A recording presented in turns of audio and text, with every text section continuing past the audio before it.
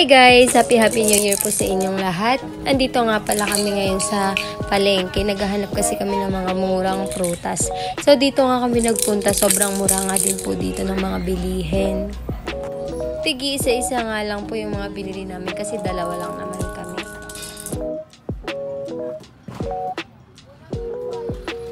Tumingin-tingin na nga rin kami ng mga damit dito. Dahil dito lang naman ang mura kaya dito kami nagpunta. At si Mahal na nga rin pala ang humanap ng susuotin ko. Minsan na lang naman daw siya mag-request kaya pinagbigyan ko na rin. Pagtapos nga namin bumili ng damit, bumili na rin kami ng ihawing mga tilapia. At nakilala nga po kami ni ate, napakabait po ni ate. Palagi daw po siyang nanonood kay Daddy Frankie. Lagi din daw po niya kaming pinapanood. Shout out sa'yo ate. And ayan, bumili rin po kami ng mga balloons pang decorate mamaya. Napakaingay po ng baby ko na sa tabi ko. Inuumpisahan na nga namin tong mga balloons para maaga kaming matapos. Konti nga lang din yung ihahanda namin ngayon kasi nagtitipid kami.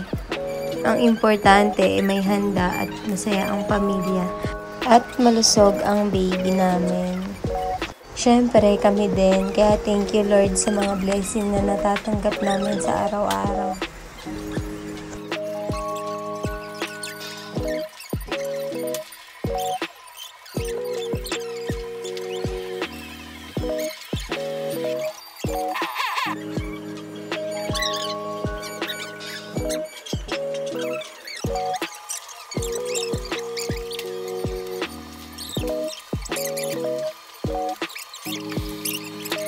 Pagtapos nga namin mag-ayos, bibili kami ng isang buong manok. Ito nga lang po yung ihahanda namin guys kasi magbibigay naman daw po si mama sa amin ng konting panghanda.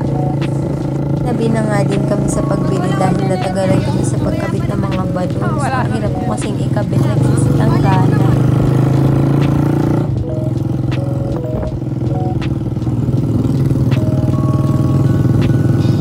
Bago nga kami bumili ng manok, dumaan muna kami sa McDo. Naiihi na po kasi ako. And bumili na rin kami ng Coke float and fries para hindi nakakahiya. And bumili na rin kami ng isang buong manok.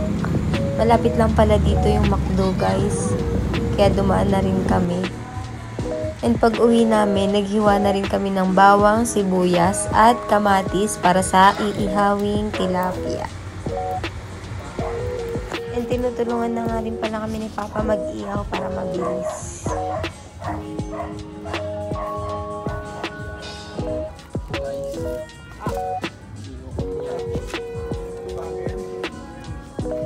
Kasi sabi ko tanggalin yung ako.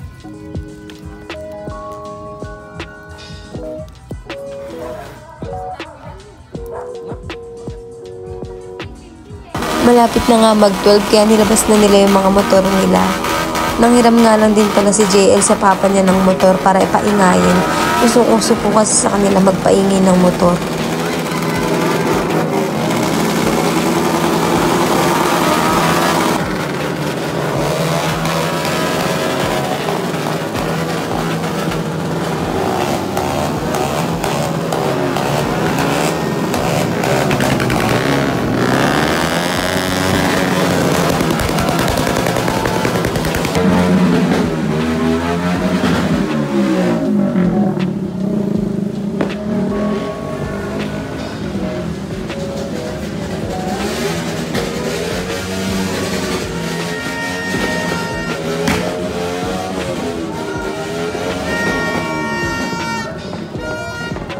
And yan, nag 12 o'clock na nga guys. Happy New Year po sa inyong lahat. Tamang nood nga lang po pala ako ng fireworks.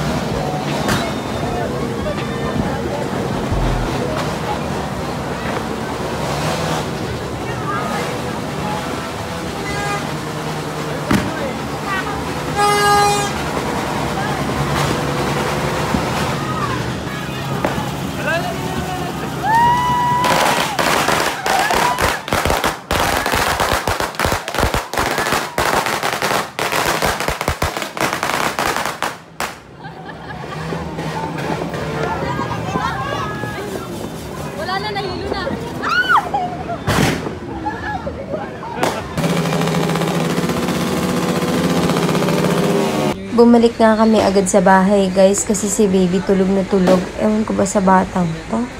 Nagsisiputukan na tulog pa rin. Ayan, binisita namin siya sa duyan kasi tulog na tulog ang bata. Hanggang dito na nga lang din muna guys. Thank you so much for watching.